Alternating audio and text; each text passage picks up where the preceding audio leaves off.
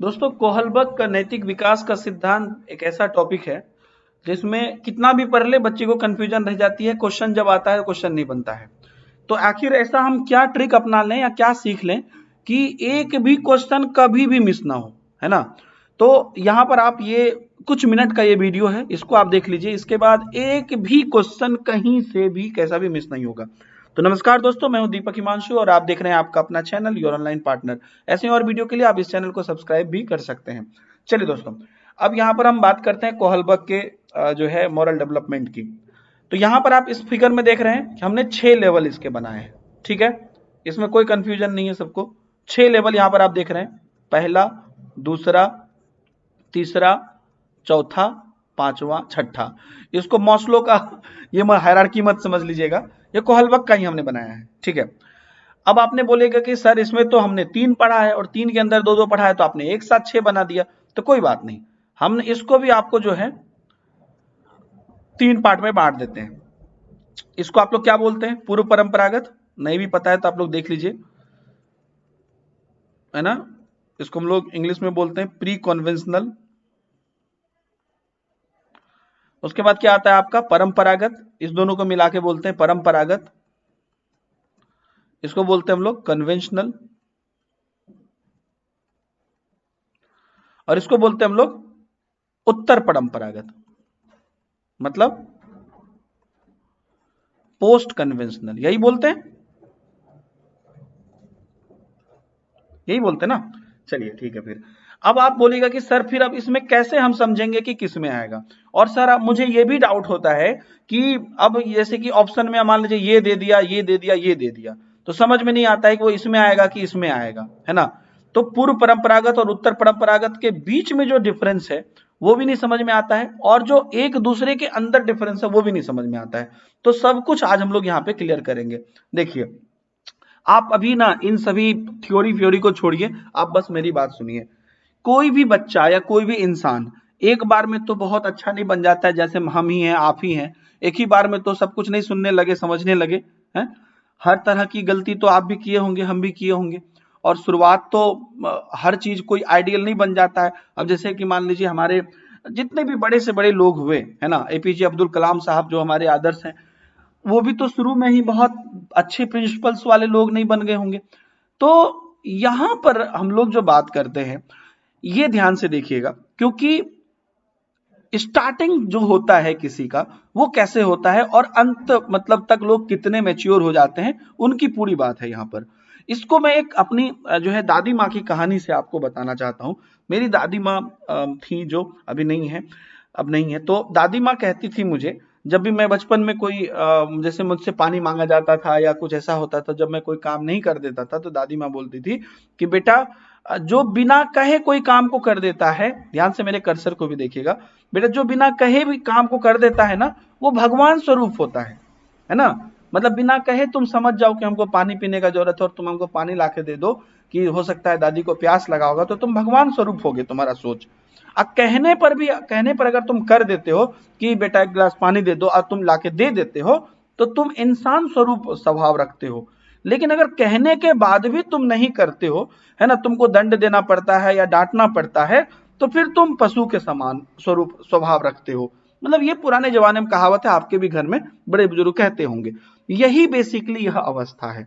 तो यहां पर तो हमको सबसे पहले देख लेना है कि पूर्व परंपरागत के जो ये दोनों हैं, ये लोग जो होते हैं, जो इस फेज में होते हैं, वो अपने मतलब मन से काम नहीं करते हैं कि आहा चलो करना है और कहा जाता है तो हम कर देते हैं। नहीं, उसमें हम अपना कहीं ना कहीं खोजते हैं कि भाई अरे दंड मिल रहा है करना पड़ेगा, अरे मौका मिल रहा है, प्रशंसा मिल रहा है करना पड़ेगा, या कुछ इस टाइप का हम खोजते हैं उसमें, है ना, कि उसमें हमको क्या है, मतलब मेरा उसमें क्या है, मुझे क्या मिल रहा है, उस टाइप का खोजते हैं।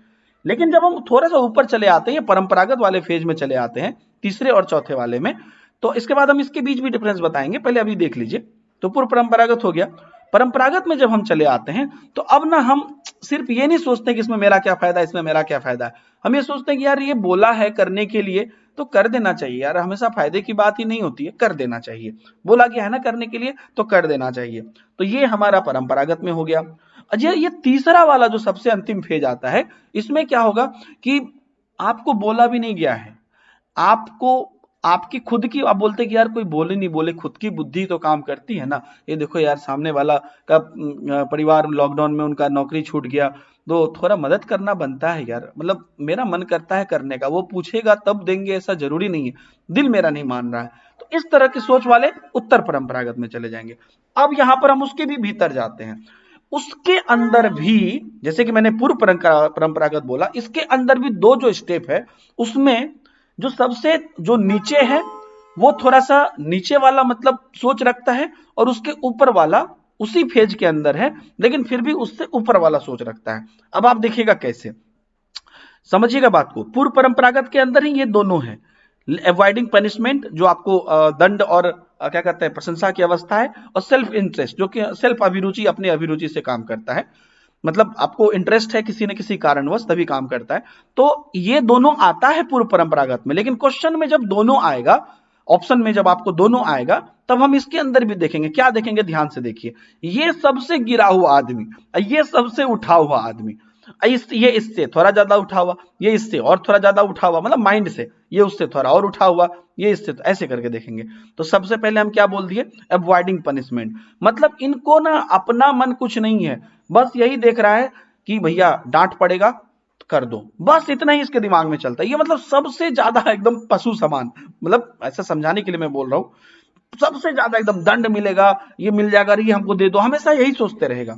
इसके ऊपर वाला, हालांकि ये भी आता है पूर्व परंपरागत में भी, लेकिन ये वाला जो है ना, दादी की कहानी में पूर्व परंपरागत में थोड़ा ठीक ठाक है। मतलब अब इसको क्या है कि इसको सिर्फ और सिर्फ दंड नहीं, इसको आप बोल दीजिए थोड़ा सा, इसको अगर लगे कि नहीं भैया इसमें हमको प्रॉब्लम हो सकती है, तो उसको इंटरेस्ट आ जाता है, मतलब अपना अगर शौक भी है, पैशन भी है, तो समझ रहे बात, अब अपनी इंटरेस्ट भी है तो हम 5 किलोमीटर चले जाएंगे, उस टाइप का है कि दंड मिलेगा तभी जाएंगे, नहीं अरे अपना भी मजा है ना, अपना भी मजा है ना, हमको भी मिलेगा ना, हमको भी मिलेगा ना, इस टाइप का। तो वो थोड़ा सा खाली दंड वाले से थोड़ा सा ऊपर हुआ, तो ये आपका सेल्फ इंटरेस्ट वाला फेज आ जाएगा।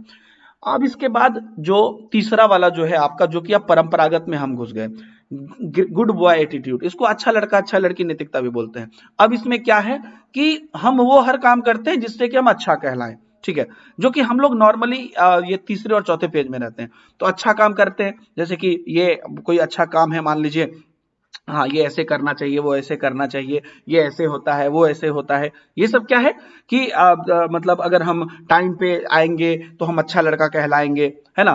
तो ये क्योंकि टाइम बंधा हुआ है, स्कूल का टाइम है, टाइम पे आएंगे, अगर दीपक सर के क्लास में टाइम से जाएंगे तो हम अच्छा लड़का होंगे। तो ये गुड बॉय एटीट्यूड है, मतलब लोग, हम लोग बच्चों को बोलते हैं गुड बॉय वेरी गुड। तो ये परंपरागत नैतिकता का पहला स्टेज हो गया। अब इसके ऊपर जो है ना चौथा वाला, ये तीसरे से थोड़ा और बेटर हो गया, लॉ एंड ऑर्डर मोरालिटी। ये जो मोरालिटी है इसमें अब देखिए, अब अच्छा लड़का अच्छा लड़की तो बन गए, लेकिन अब यह थोड़ा सा और दिल से सोच रहा है ना। ये सोच रहा है कि मतलब यार नियम बना है ना, तो नियम हमको पालन करना चाहिए, सिर्फ इसलिए नहीं कि हम अच्छा लड़का कहलाए या नहीं कहलाए, नियम बना है तो पालन करना चाहिए। अब कोरोना में है, मास्क लगा के जाने का नियम सरकार ने दे दिया है, टीवी में देख लिए, अब चेकिंग हो नहीं हो, लेकिन नियम बना है तो हमको कर लेना है ना। अब हम अच्छा लड़का, कोई पुलिस मिलेगा तब ना अच्छा लड़का कहेगा, नहीं भी मिलेगा तब भी हम, अब लॉ एंड ऑर्डर मोरालिटी है तो हम कर लेंगे, समझ रहे बात। तो ये इससे भी थोड़ा और ऊपर उठ गया चौथे नंबर पे, तो ये आपका हो गया लॉ एंड ऑर्डर मोरालिटी, तब ये परंपरागत हो गया। अब आदमी इससे भी ऊपर उठ रहा है, जिसको हम लोग बोलते हैं उत्तर परंपरागत, मतलब ये इंसान ना एकदम, मतलब अपने हिसाब से, मतलब हर चीजों को सोचता है कि ये कैसे और अच्छा हो जाए। ये है सोशल कॉन्ट्रैक्ट। इसमें कौन होता है, जो रियल में सामाजिक लोग होते हैं, रियल में जो सामाजिक अनुबंधन पर काम करते हैं, जो देखते हैं कि नहीं यार समाज में ये चीज होना चाहिए, जो मैंने अभी बोला ना कि समाज में किसी के यहाँ कोई परेशानी हो गई, वो बुलाएगा तब तक नहीं, खुद से दौड़ के चले जाएंगे कि नहीं भाई ये चीज जो है ना ये ऐसे ही होना चाहिए, इसको मदद करना चाहिए, उसको ये करना चाहिए। तो समाज के जो अलग अलग सोशली जो आदर्श लोग होते हैं वो सब इस श्रेणी में आते हैं। अब इसके बाद जो सबसे ऊपर है प्रिंसिपल्स वाले लोग, सार्वभौमिक लोग, यूनिवर्सल सोच वाले लोग। ये मतलब है क्या कि भैया मैं भूखा रह भी जाऊं लेकिन किसी को दिक्कत नहीं होना चाहिए, मेरे दरवाजे से कोई वापस नहीं जाना चाहिए, मतलब सोशल कॉन्ट्रैक्ट से भी और ऊपर उठ गए ये। अब ये एकदम किसी का गलत सोच ही नहीं सकते हैं, कभी हो ही नहीं सकता है किसी का गलत, उस टाइप का सोच।